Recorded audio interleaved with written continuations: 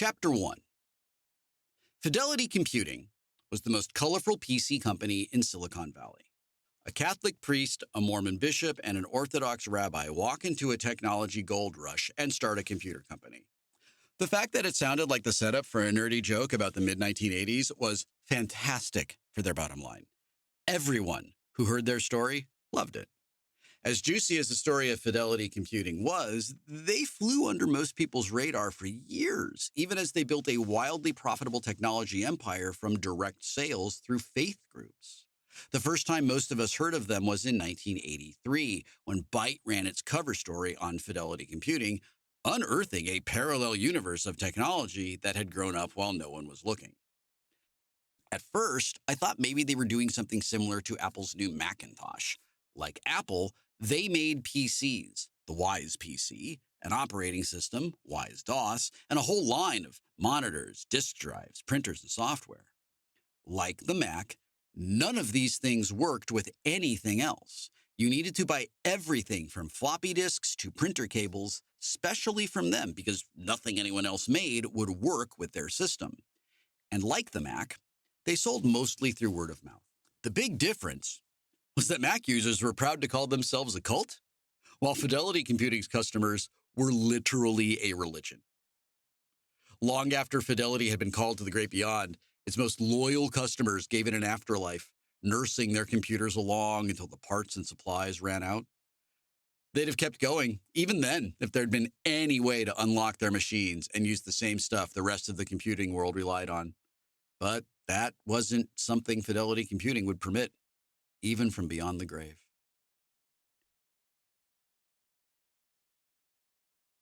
I was summoned to Fidelity headquarters in unfashionable Colma, far from the white-hot startups of Palo Alto, Mountain View, and of course, Cupertino, by a friend of Art's.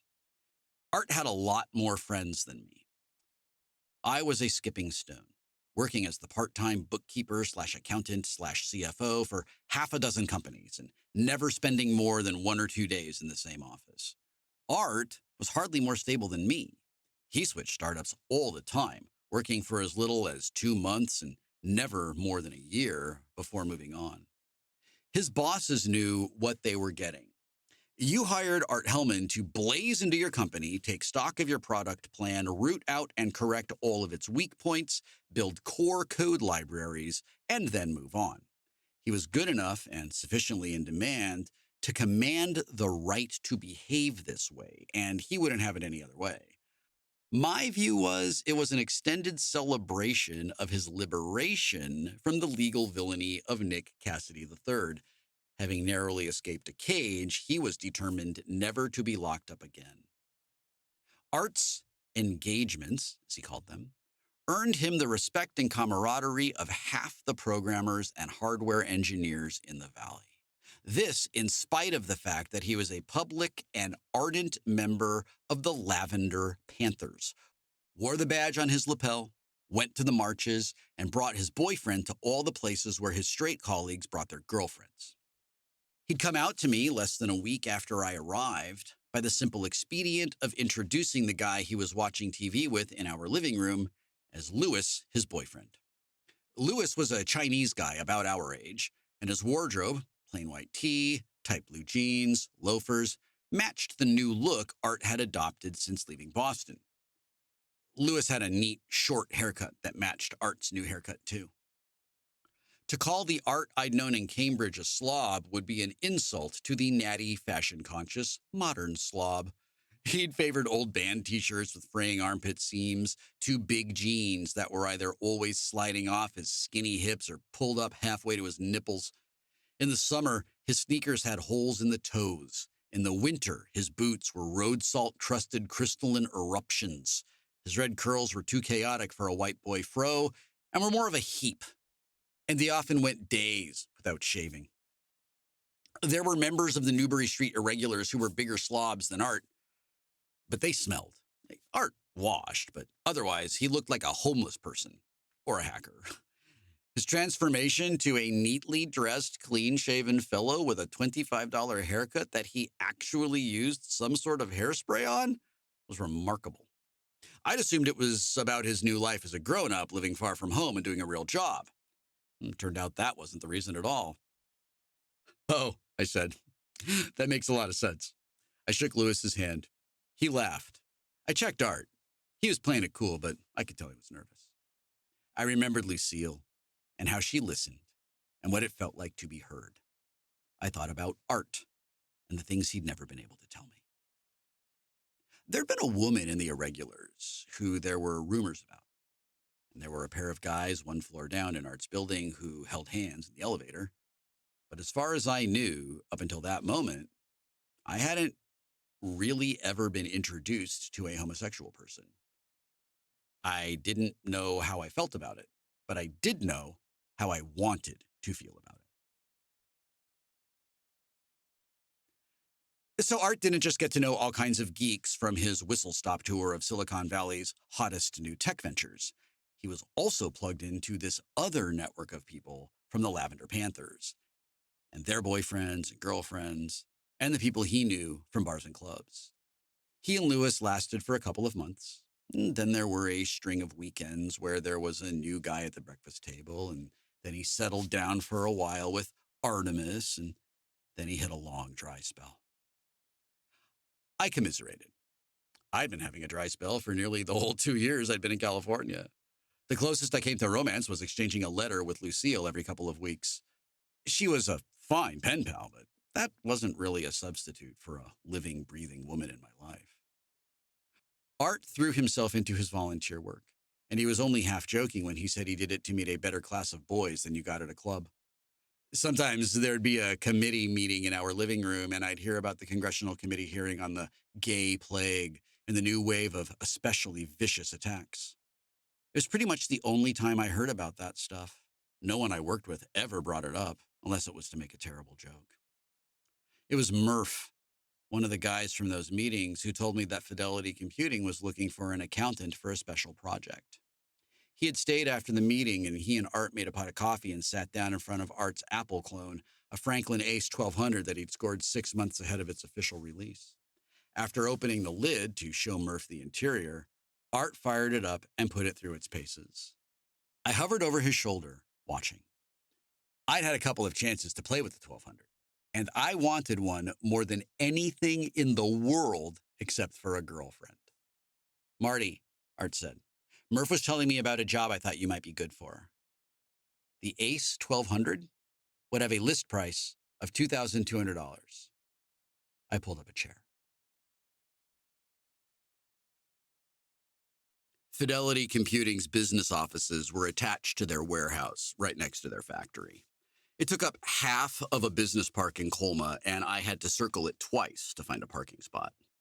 I was 5 minutes late and flustered when I presented myself to the receptionist, a blonde woman with a 10 years out-of-date haircut and a modest cardigan over a sensible white shirt buttoned to the collar, ring on her finger. Hello, I said. I'm Martin Hench. I've got a meeting with the Reverend Sirs. That was what the executive assistant I'd spoken to on the phone had called them. It sounded weird when he said it. It sounded weirder when I said it. The receptionist gave me a smile that only went as far as her lips. Please have a seat, she said. There were only 3 chairs in the little reception area, vinyl office chairs with worn wooden armrests. There weren't any magazines, just glossy catalogs featuring the latest Fidelity Computing systems, accessories, consumables, and software. I browsed one, marveling at the parallel universe of computers and the strange mauve color that denoted all Fidelity equipment, including the boxes, packaging, and, now that I was attuned to it, the accents and carpet in the small lobby. A side door opened, and a young, efficient man in a kippa and wire-rimmed glasses called for me. Mr. Hench. I closed the catalog and returned it to the pile and stood. As I went to shake his hand, I realized that something had been nagging me about the catalog. There were no prices. I'm Shlomo, the man said. We spoke on the phone. Thank you for coming down. The Reverend Sirs are ready to see you now. He wore plain black slacks, hard, black, shiny shoes, and a white shirt with prayer shawl tassels poking out of its tails. I followed him through a vast room filled with chest-high steel case cubicles, finished in yellowing, chipped wood veneer, every scratch pitilessly lit by harsh overhead fluorescence. Most of the workers at the cubicles were women with headsets, speaking in hushed tones. The tops of their heads marked the interfaith delineators, a block of Orthodox headscarves, then a block of nuns' black and white scarves. I learned to call them veils later. Then the Mormons' carefully coiffed, mostly blonde dudes. This way, Shlomo said, passing through another door and into executive row. The mauve carpets were newer, the nap all swept in one direction.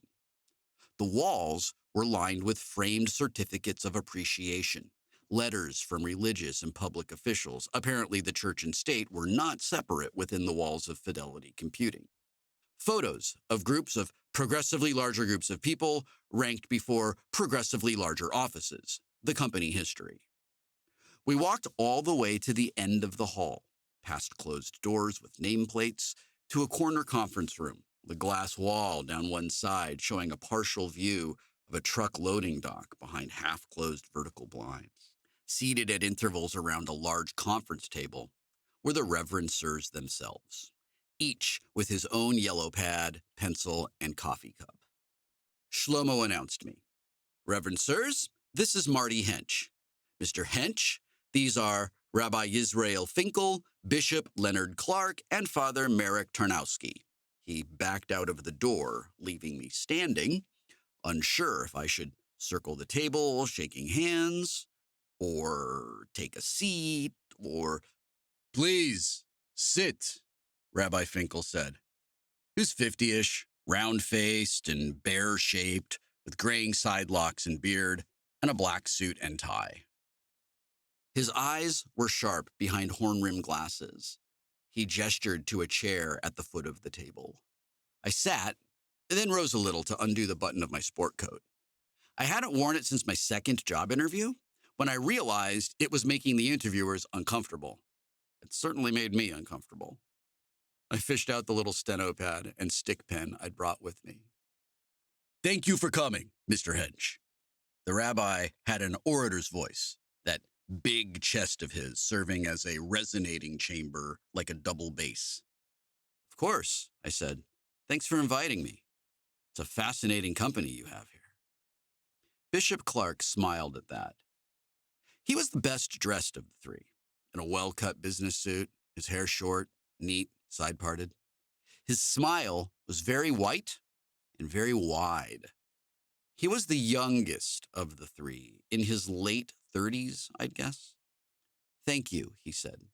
We know we're very different from the other computer companies, and we like it that way. We like to think that we see something in computers, a potential that other people have missed. Father Tarnowski scowled. He was cadaverously tall and thin, with the usual dog collar and jacket and the heavy gold class ring. His half-rimmed glasses flashed. He was the oldest, maybe 60, and had a sour look that I took for habitual. He doesn't want the press packet, Leonard, he said. Let's get to the point. He had a broad Chicago accent, like a tough guy gangster in The Untouchables. Bishop Clark's smile blinked off and on for an instant, and I was overcome with the sudden knowledge that these two men did not like each other at all, and that there was some kind of long-running argument simmering beneath the surface. Thank you, Marek, of course. Mr. Hench's time is valuable. Father Tarnowski snorted softly at that, and the bishop pretended he didn't hear it, but I saw Rabbi Finkel grimace at his yellow pad. What can I help you, Reverend Sirs, with today? Reverend Sirs, he came more easily now. Didn't feel ridiculous at all. The three of them gave the impression of being a quarter-inch away from going for each other's throats, and the formality was a way to keep tensions at a distance. We need a certain kind of accountant, the rabbi said. He'd dated the top of his yellow pad and then circled the date. A kind of accountant who understands the computer business, who understands computers on a technical level. It's hard to find an accountant like that, believe it or not, even in Silicon Valley. Well, I said carefully, I think I fit that bill. I've only got an associate's degree in accounting, but I'm a kind of floating CFO for half a dozen companies, and I've been doing night classes at UCSF Extension to get my bachelor's. I did a year at MIT and built my own computer a few years back. I program pretty well in BASIC and Pascal, and I've got a little C, and I'm a pretty darned good debugger, if I do say so myself. Bishop Clark gave a small but audible sigh of relief. You do indeed sound perfect, and I'm told that Shlomo spoke to your references, and they were very enthusiastic about your diligence and discretion. I'd given Shlomo a list of 4 clients I'd done extensive work with, but I hadn't had discretion in mind when I selected them. It's true that doing a company's accounts made me privy to some sensitive information, like when 2 employees with the same job were getting paid very different salaries, but I got the feeling that wasn't the kind of discretion the bishop had in mind. I'm pretty good at minding my own business, I said. And then, even when I'm being paid to mind someone else's. I liked that line and made a mental note about it. Maybe someday I'd put it on my letterhead. Martin Hench, confidential CPA. The bishop favored me with a chuckle. The rabbi nodded thoughtfully. The priest scowled. That's very good, the bishop said. What we'd like to discuss today is of a very sensitive nature. And I'm sure you'll understand if we would like more than your good word to rely on. He lifted his yellow pad, revealing a single page, grainily photocopied, and slid it over the table to me.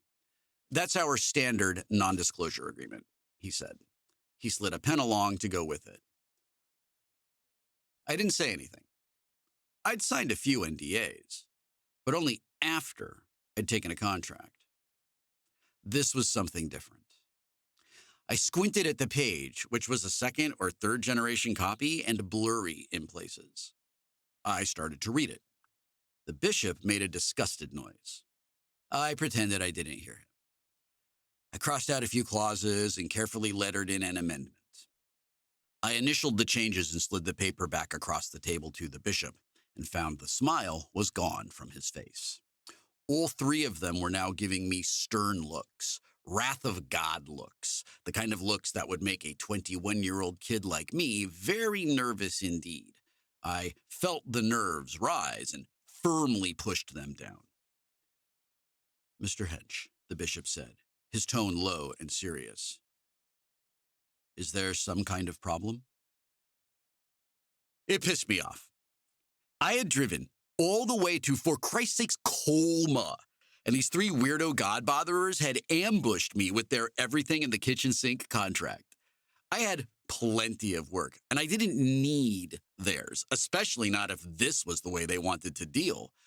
This had suddenly become a negotiation. My old man had always told me the best negotiating position was a willingness to get up from the table. I was going to win this negotiation, one way or another. No problem, I said. And yet you appear to have made alterations to our standard agreement. I did, I said. That's not a problem for me, I didn't say. He gave me more of that stern eyeball raise stuff. I let my negotiating leverage repel it. Mr. Hench, our standard agreement can only be altered after review by our general counsel.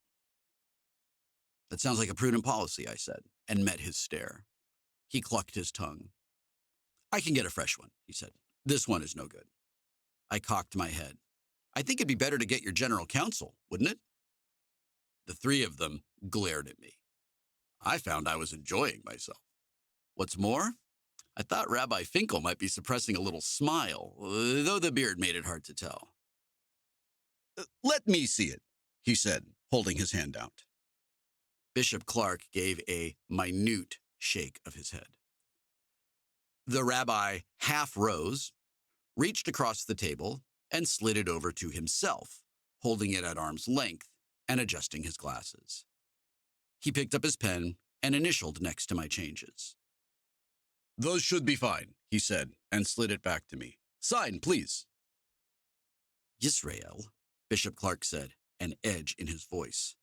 "Changes to the standard agreements need to be reviewed by our general counsel," the rabbi finished, waving a dismissive gesture at him. I know. But these are fine. We should probably make the same changes to all our agreements. Meanwhile, we've all now had a demonstration that Mr. Hench is the kind of person who takes his promises seriously. Would you rather have someone who doesn't read and signs his life away, or someone who makes sure he knows what he's signing and agrees with it?" Bishop Clark's smile came back, strained at the corners. "That's an excellent point, Rabbi. Thank you for helping me understand your reasoning."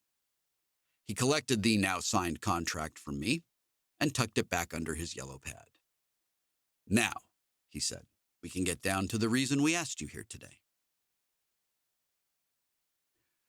Rivka Goldman was the only woman in Sales Group 1, this being the group that serviced and supported synagogues and their worshipers. She traveled all around the country, sitting down with men who owned garment factories, grocery stores, jewelry stores, delis, and other small businesses, training their girls in the use of the Fidelity system. It could handle business correspondence, company books, payroll, and other functions that used to be handled by 4 or 5 girls who could now all be replaced with just one.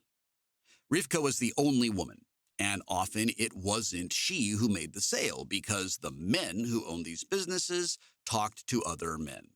It was her male colleagues in Sales Group 1 who closed those sales and pocketed the commissions, but Rivka never complained. She was very good at it, the rabbi told me. She had a knack for computers and for explaining them. The girls she trained, they learned. When they had troubles, they wanted to talk to her. Sister Maria Eva Fernandez led a very large all-woman team that ran mostly autonomously within Sales Group 2, a group that exclusively surfaced parochial schools across the U.S., with a few customers in Central America. She was a product of these schools. She'd graduated from Christ the King in Denver and gone straight from there into the order, doing some student teaching before finding her way to Fidelity Computing via an internal talent search that filtered down to the convent from the archdiocese. Like Rivka, Sister Maria Eva was a natural. She could patiently train school administrators, their secretaries, department heads, and even individual teachers on the use of the Fidelity system. A couple of schools, fat with money from wealthy patrons, had bought entire classrooms worth of machines, creating programming labs for ambitious high schoolers, and they were universally a success. We valued her. We praised her. We sent her to the National Sales Conference to lead workshops and share her expertise, Father Marek said. She was a star. He spat the word. Elizabeth Amelia Shepard Taylor didn't have to go on a mission, but there was never any question but that she would. Her family had been prominent in the Church of Jesus Christ of Latter-day Saints for over a century, and as the eldest of 11 kids, she had a familial duty to set an example. She had hoped for a posting in Asia. She'd studied Cantonese and Japanese in high school, but instead, she drew San Jose, California. She staffed the mission house, helping the boys who knocked on doors all day, serving as den mother, big sister, and the object of innumerable crushes. She'd found a women's computing club via a notice at the local library and had taken turns with 4 other women, 2 her age and 2 retirees, prodding at a pair of Commodore PET computers learning BASIC. Her letters home to her family were filled with the excitement of discovery and mastery, the esoteric world of assembly language that she dived into with the help of books and magazines from the library. When her father heard that Fidelity was recruiting, he wrote her a letter. The same day she'd received it, she'd written a letter to Fidelity Computing Limited, typing it up on the used ZX80 she'd bought at a swap meet for the mission house. It arrived at Fidelity in a number 10 envelope, 3 neatly printed pages with the rough edges of fanfold paper that had its perforations separated. The last page was all code examples. She was promised a job by return post starting the day she finished her mission, and she never ended up going back to Salt Lake City.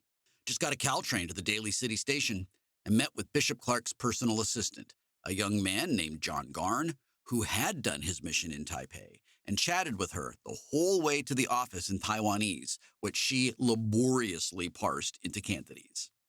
She whipped Sales Group 3 into a powerhouse, Bishop Clark said, with a sad shake of his head. We went from last to first in under a year, outsold the other 2 divisions combined, and we were on track to doubling this year. The 3 women had met at the annual sales conference, a huge event that took over the Fort Mason Center for a long weekend. Most of the event was segregated by sales group, but there were plenary sessions, mixers, and keynote addresses from leading sales staff that helped diffuse the winningest tactics across the whole business. We think they met in a women's interfaith prayer circle, Rabbi Finkel said.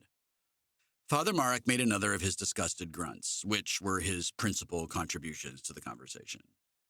Rabbi Finkel inclined his head a little in the priest's direction and said, "Not everyone agreed that they were a good idea at first, but the girls loved them, and they created bonds of comedy that served them well." "We don't have a lot of turnover," Rabbi Finkel said. "People like working here. They do well, and they do good. People from our faith communities sometimes feel like the future is passing them by, like their religion is an anchor around their necks, keeping them stuck in the past. A job here is a way to be faithful and modern without sacrificing your faith." The bishop nodded. When they turned in their resignation notices, of course we took notice. As Rabbi Finkel says, we just don't get a lot of turnover. And of course, these 3 girls were special to us. So we took notice. I met with Elizabeth myself and asked her if there was anything wrong, and she refused to discuss it. I asked her what she did want to discuss, and she went off on these wild tangents, not making any sense. I wrote a letter to her father, but I never heard back. "Rivka is a good girl," the rabbi said. "She told me that she still loved God and wanted to live a pious, modest life, but that she had differences with the teachings. I asked her about these differences, but that was all she could say. Differences. What's the difference? She wants to uncover her hair, eat a cheeseburger, pray with men. She wouldn't say." Father Marek cleared his throat, made a face, and glared. "When Sister Maria Eva ignored my memo asking her to come see me, I called her Mother Superior. And that's when I discovered that she'd left the order. Left the order. Of course I assumed that there was a man involved. But that wasn't it. Not according to her Mother Superior. She had taken new orders with a fringe sect. It seemed she was lost to us." The logo for Computing Freedom was a stylized version of an inverted Fidelity Computing logo, colored magenta, just a few shades off of the mauve of the Fidelity family of products. Their catalog was slimmer than Fidelity's, omitting the computers themselves. Instead, it was filled with all the things that went with the computers: printers, ribbons, paper, floppy drives and disks, RAM, and modems.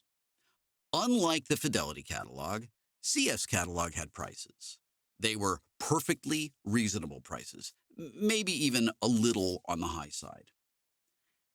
Our computers, they're a system, Bishop Clark said. We provide everything and guarantee that it will all work together. Our customers aren't sophisticated. They're not high-tech people. They're people who organize their lives around their faith, not chasing a fad or obsessing over gadgets.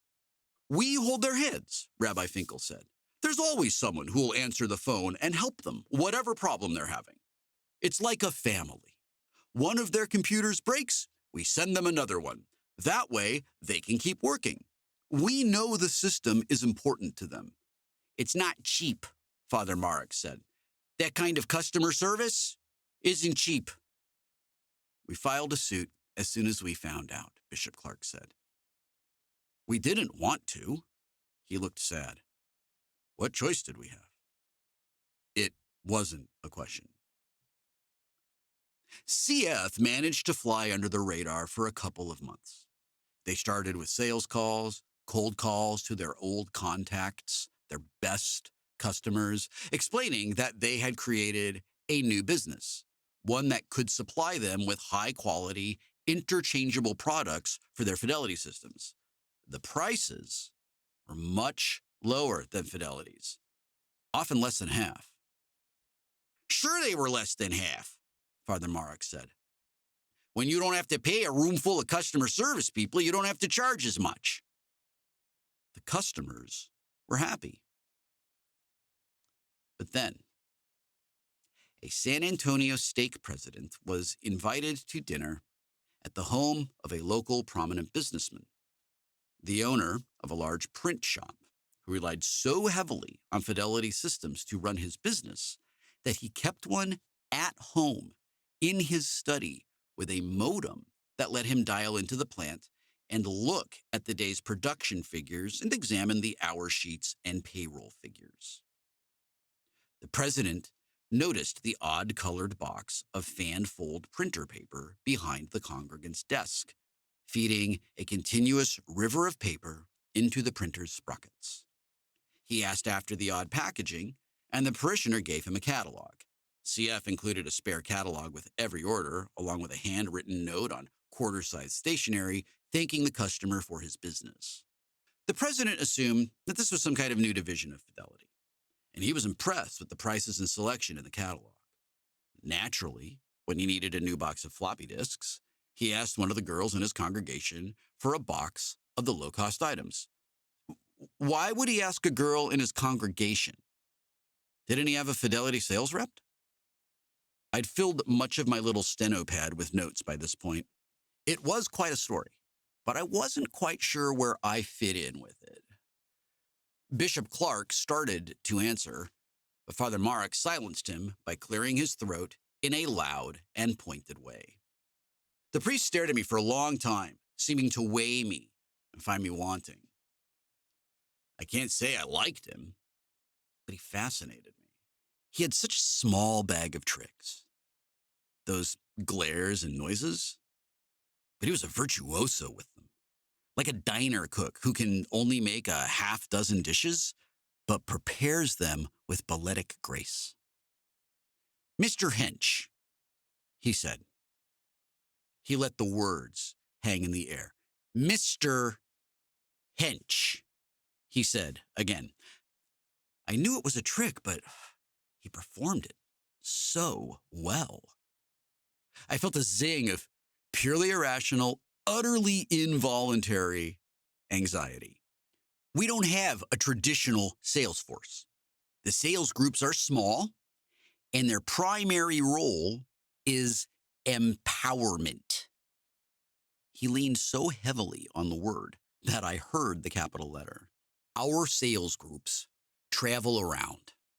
They meet people in each place who know their communities, people who have the knack for technology, who need a little side business to help them make ends meet.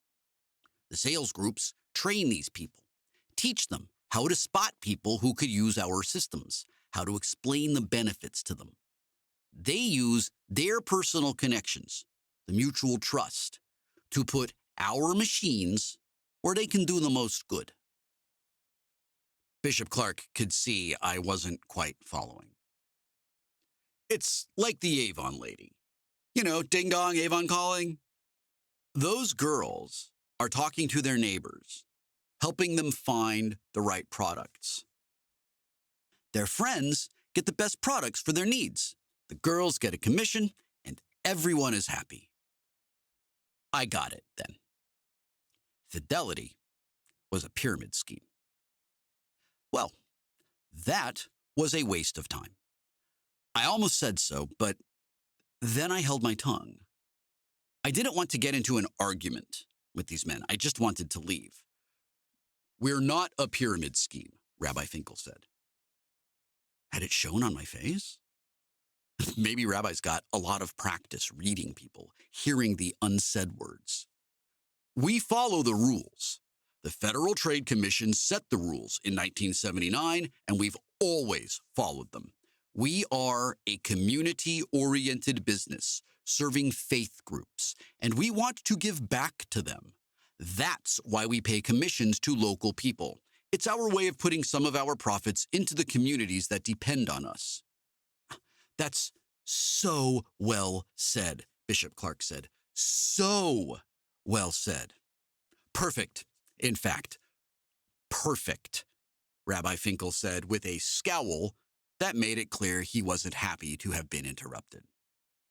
The San Antonio girl, the daughter of a local real estate broker, had no idea what floppy disks the president was talking about. So he showed her the catalog, and she immediately called the rep in Colma. The receptionist was on the ball and passed the call on to Shlomo, who immediately grasped the catalog's significance and approved an expensive Federal Express courier. Our general counsel advised us to seek an injunction and file a suit, Bishop Clark said. It would have been better to talk, of course, the rabbi said. Nobody wanted to drag those 3 little girls into court. They're like family, even though they left. Up until then, they'd all been telling the same story. But something about what Rabbi Finkel said stopped its momentum. I'd been practicing my listening, trying to be like Lucille, listening with my eyes and my ears. The rabbi's statement jolted the other 2. Now we're coming to the crux, I thought. This is the part where I come in. They were good at their jobs, Bishop Clark said, almost wistful. They surprised us, Father Marek said. Perhaps we could find an accommodation, the rabbi said. The 3 men looked at each other. How long had they been in business together? In each other's pockets, maybe at each other's throats? The story of interfaith harmony was such a juicy one. The stuff of magazine cover stories. Was it true, though? They just need convincing, Bishop Clark said. His smile flickered on and off. He must have had dental work. The standard issue teeth just didn't come that way. Shining white, perfect symmetry, on, off. Maybe he practiced it in front of a mirror. Discovery is the part of a lawsuit where the parties can demand relevant documents from one another, memos, contracts, correspondence. Tortious interference is the legal offense of stepping between 2 contracting parties in a way that induces one of them to violate their contractual obligations. Suing for tortious interference is the commercial version of a jilted wife confronting her erstwhile husband's lover as though his infidelity was her fault. Fidelity's lawyers, an outside firm with a reputation for aggression and a roster of blue-chip clients and high-profile cases, including IBM's ongoing troubles with the Department of Justice over its alleged antitrust violations, had drawn up a complaint asserting that CF had induced Fidelity's suppliers to violate their confidentiality and exclusivity agreements, while simultaneously inducing the company's best customers to forego their contractual obligations, and semi-religious duty to buy their supplies from Fidelity and its agents in their congregations. These sweeping allegations gave Fidelity's lawyers sweeping discovery powers. All documents and accounts related to CF's manufacturing, promotion, and sales, right down to the printers who supplied their catalogs. CF wasn't powerless in the face of this onslaught. Their lawyers, a much cheaper and hungrier firm of lawyers without the pedigree or track record of their opposing counsel, had secured the right to redact irrelevant, sensitive material from the documents they turned over. And, more crucially, they had convinced the judge to let them do something novel.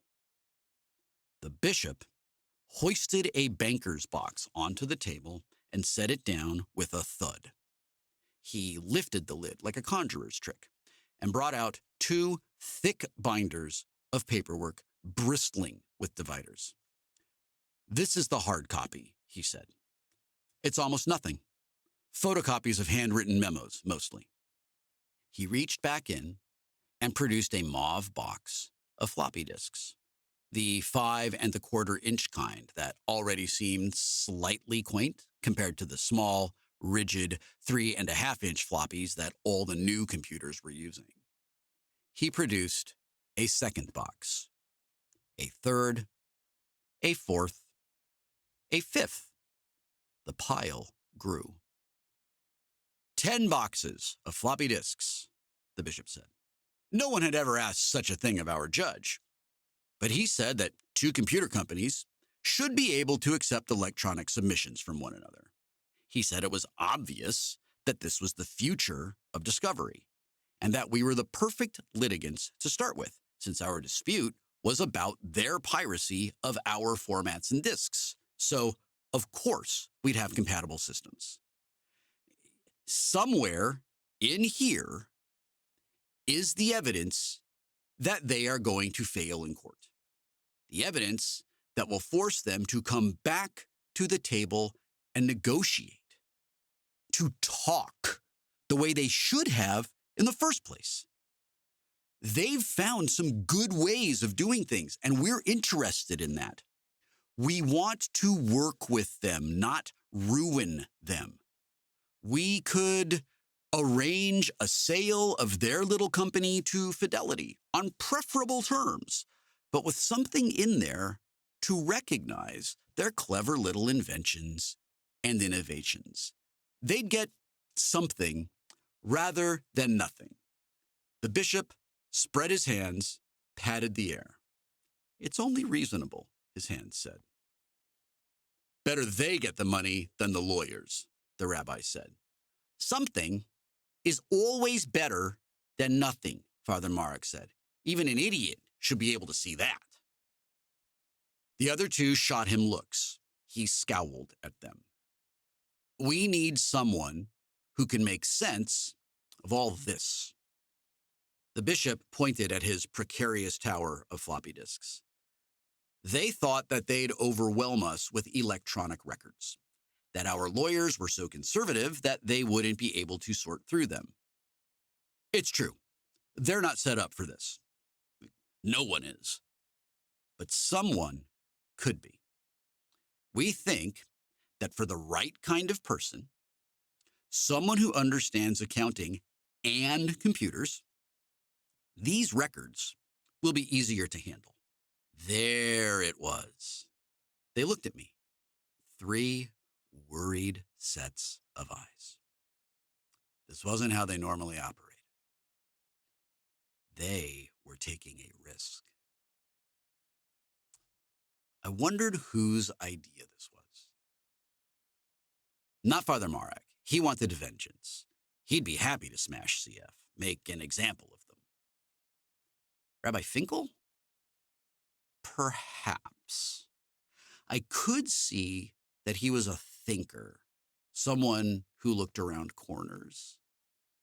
The bishop?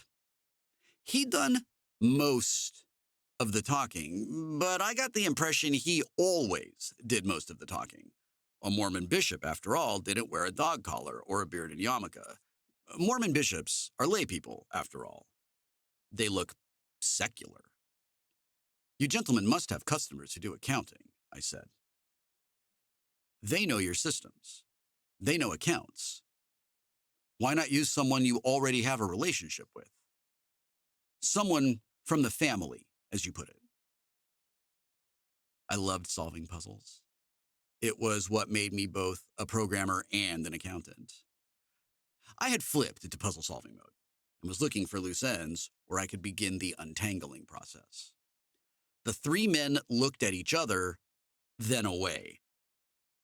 This wasn't the question they wanted to answer. When it comes to our customers, the rabbi said, we want them to feel safe. We don't want them to think that the business is being distracted by foolish disputes. We don't want them to be tempted to take sides, Father Mark said. And I thought he was being a lot more honest than the rabbi. I could imagine that plenty of people would choose 3 young, pious women over these 3 old, feuding, rich clerics. I could tell that the bishop and the rabbi both resented Father Mark's answer and were barely keeping themselves from telling him so because they both knew it would make the situation even worse. That was okay. I had the lay of the land. I think I understand. They shifted, looked at each other, at me. They were worried. They thought I might say no. They didn't have a plan B. It certainly presents a fascinating technical challenge. My only concern is that it sounds very time-consuming, and I have a lot of work right now, honestly. Some days, I feel it's more than I can handle. I enjoyed watching that land, seeing their incipient panic. These 3 weren't so tough. After all, they'd been made fools of by 3 cloistered, sheltered young women around my age. The job is well compensated, Bishop Clark said. He smiled. All those teeth. After all, the alternative is a costly, drawn-out lawsuit, and even if we win, all it will accomplish is a shutdown of CF. If you can help us bring them into the Fidelity Computing family, we'll not only save the lawyer bills, we'll all make more money. We're prepared to pay to make that happen. I normally bill my freelance work at $25 an hour. It was a breathtaking sum, and I'd had to practice saying it into a mirror so I wouldn't look ashamed when I named it. I watched them freeze up and do some mental math, contemplating how long it would take to review the documents on 10 boxes worth of floppy disks. Bishop Clark's smile strained wider, looking like it might be hurting his face. That's a very reasonable rate. But we had something else in mind. We thought we might align all of our incentives by offering you a share of the bounty of a successful outcome. I regretted coming. What a waste of time. I was only 21 years old, but I knew better than to sign up for a commission. Who did they think I was? One of the rubes they got to sell printer paper for them in return for $1 on every box sold? I almost walked out. I didn't, though. I had to hear this. Could you explain how that would work? You get 25%, Father Mark said, staring hard at me. A quarter of their projected annual revenue based on the figures you pull out of those files. He nodded minutely at the tower of floppy disks, not taking his eyes off mine. Our sales are already down $1,000 a month. You figure out how much they're making every month, figure out how much they're growing every month, multiply it by 12, then divide it by 4, and send us an invoice. No matter how much it comes to? No matter how much it comes to, he said. Like you said, it's a lot of work. I mulled this over. There was a catch. What was it? I got a hunch. No matter what the outcome, I asked. They looked at each other. No, Rabbi Finkel said. No, the deal is for a portion of a satisfactory outcome. If your work makes us money, then you make money. And if it doesn't? The rabbi smiled. I'm sure you'll find the information we're looking for, he said. I know they've broken the law, and we know the evidence will be in all those files. But if I can't find it, or if it's not enough to convince them to settle and sell, you get nothing, Father Marek snapped. Nothing. We win, you win. We lose, you lose. I decided I liked him the best of the three.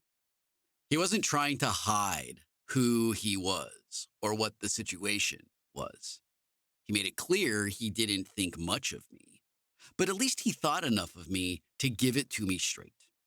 I got the impression that Bishop Clark would knife me in the heart without losing that amazing smile, and that Rabbi Finkel would murmur reassurances as he gave it a twist. Not Father Marek. He'd give me an honest snarl as he did it. I had been ready to do it a minute before. Now I was ready to walk. My short time in the Bay Area had made it clear that I wasn't going to get stock options in the next Apple Inc. just because I kept their books. Nor was I going to be able to command giant amounts of money just for showing up and creating the foundations of some hot company's big product like art. But if there's one thing I'd learned from accounting, it was that companies didn't pay you if they didn't have to. I'm sorry, gentlemen, Reverend Sirs, but I think this won't work out. There's just too many ways this could go wrong. I could do my job perfectly, put hundreds of hours of work into it, and you could fail to accomplish your merger due to factors beyond my control. Their faces turned to stone. They glared at me. The rabbi opened his mouth to say something, but Father Marek silenced him with a pointed throat clearing. Bishop Clark turned on his smile. Father Marek gathered up his notepad and put his pen in his breast pocket and slowly climbed to his feet. He was taller, far taller than I'd guessed. He had legs like a cricket's. They just kept unfolding. I had to force myself not to flinch as he shifted toward me. Marty, the bishop said, I completely understand. Really, I do. But there's no need to give up hope. We're reasonable people.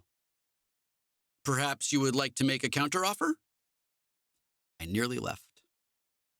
But for a moment there, I'd felt close to the dream of Silicon Valley. The riches, the fame, the power to change so many lives.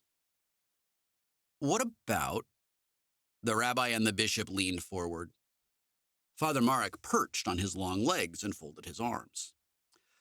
What about my hourly rate or 25% of whatever I make for you, whichever is greatest?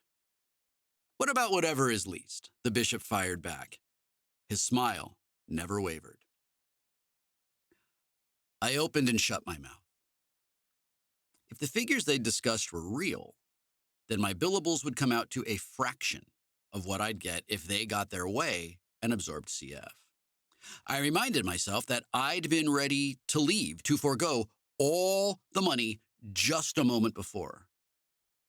But against that, the sense of how much I'd regret it if I took this deal helped Fidelity Computing recapture their tearaway competitors and picked up a mere $1,500, while 5 or 10 times as much money could have been mine.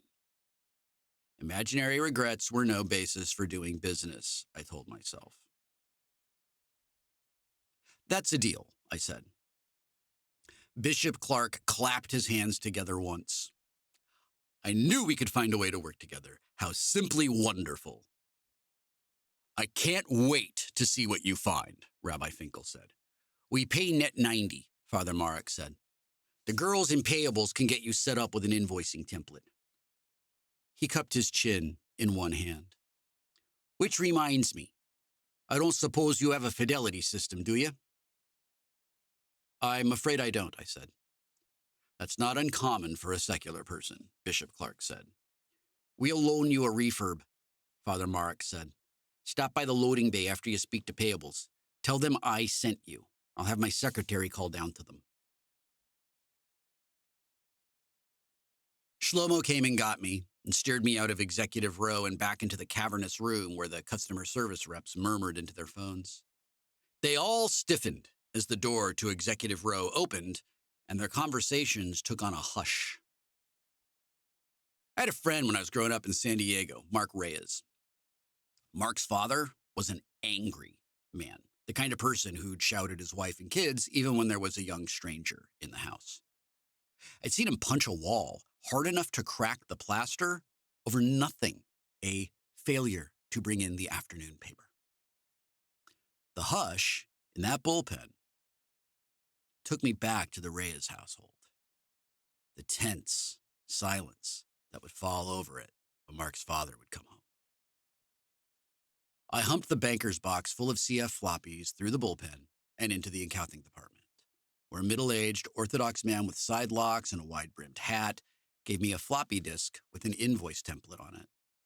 I slipped it into the box, then put the box into the back of Art's van and drove around to the loading dock, where I signed for a quartet of battered boxes containing a Fidelity 3000, their 386 system, a monitor, a printer, and 2 floppy drives. I pointed the van back to Art's place and put my foot down on the pedal.